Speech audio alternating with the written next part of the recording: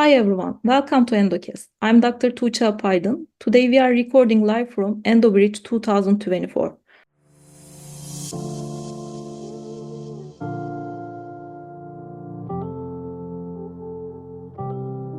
Right now, I am with Dr. Gary Hammer.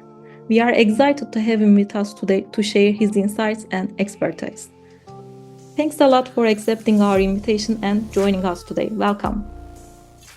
I'm delighted to be here and honored to be here at this exciting meeting, particularly to talk with trainees and young physicians. Thanks a lot. Dr. Amr, you have had a remarkable career in endocrinology. Can you share your journey into endocrinology with us also? My goodness, well, how much time do we have? Yes, sure. In the United States, one first goes to university, and then after university, you then go to medical school after that, and then a residency and fellowship in endocrinology. So I went to college as a theater major, and then ultimately graduated with a degree in psychology, and then got more and more interested in science and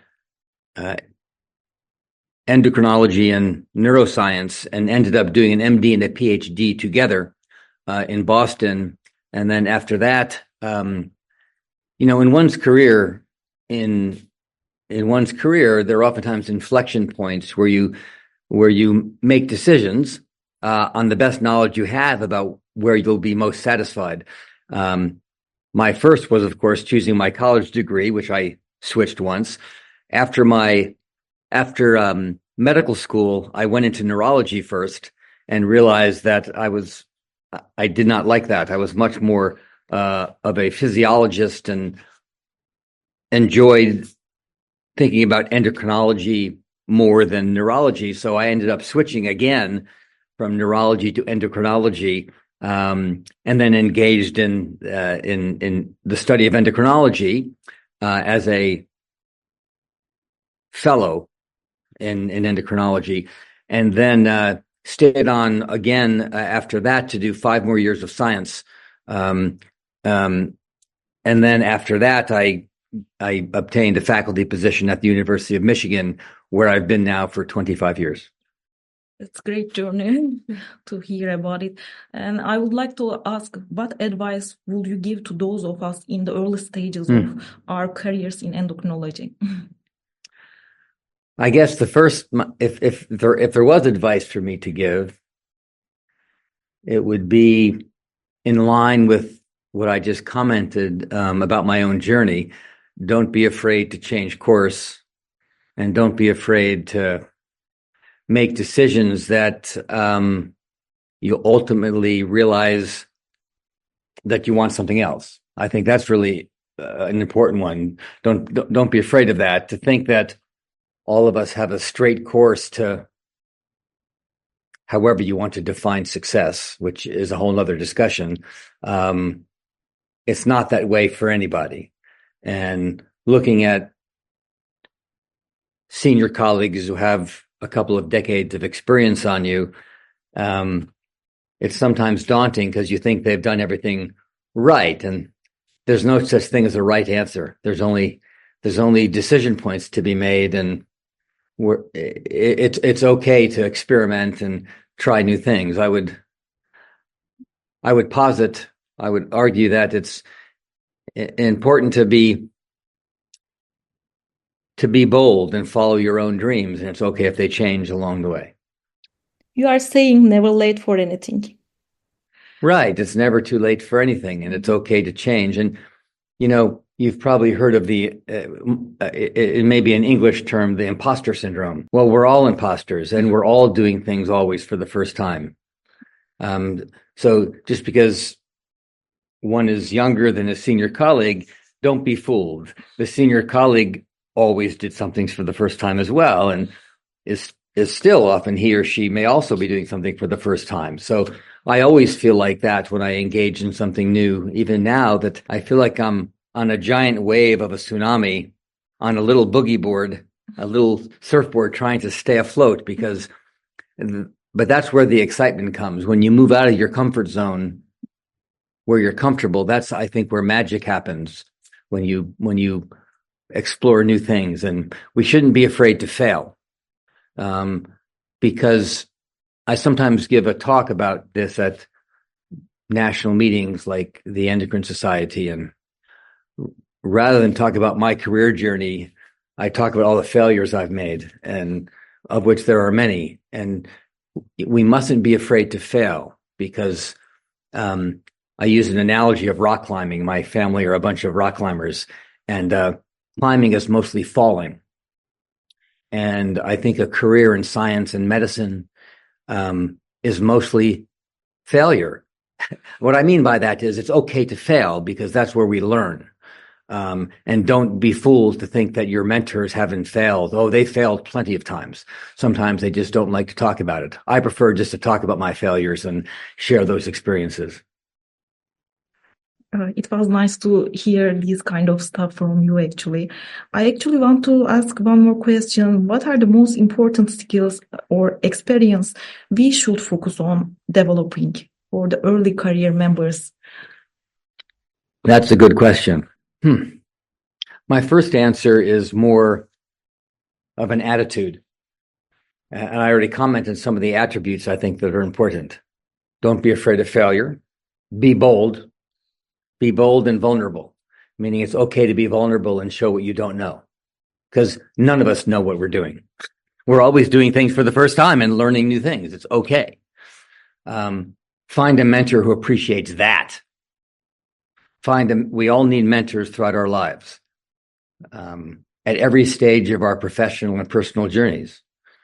And find a mentor that values your journey.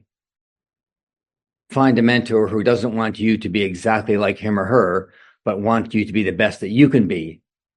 My job as a mentor is not to create little me's. My job as a mentor is to help someone create the person they want to be. So finding a good mentor, I think, is really important. And a very hard lesson, I think, for many people to learn in medicine and science is to define for themselves what success means. Because we all get trapped within our own societal morals, and what success means. And if you're not careful, others will define it for you, and they will tell you what success means in their mind for you, whether it's in science or in a career in medicine. And although, yes, as a trainee and as one moving through the stages of a professional career, there are certain inflection points that are important. You must pass your exams. You must pass this test or that test. Medicine and science careers are very evaluative. We're evaluated many, many times by others. And while those are in a sense necessary, it's clearly not sufficient. And what's more important is that you define for yourself what it means to be successful for you. I know that sounds a bit idealistic, but it's really an important touchstone, I think, for your conscious intention, to not get too caught up in, am I good enough? Well, that's only for you to decide. It's similar to career-life balance. Everyone has a different fulcrum for where that is. And each individual person has to define for themselves what that means. Or because there's always someone in my world who is better than me at this, who is better than me in X, Y, or Z, right? Always. And there's always someone while you're sleeping who's working. So you have to find your own place of resonance and balance, I think, to define what that means for you. I think those are some of the more important qualities I think are worthwhile to develop in oneself, in one's own self-image. And then in terms of skills, it's the usual things. You have to read a lot, work hard, but you have to define for yourself what that means, right? I mean, I had one student in my laboratory, I'm a physician, a scientist, and this young man was very dedicated to his religion and had a number of children during graduate school, like 4 girls. And he worked every day from only 9 till 5, never worked on weekends, and was the most productive person I've ever had in my laboratory.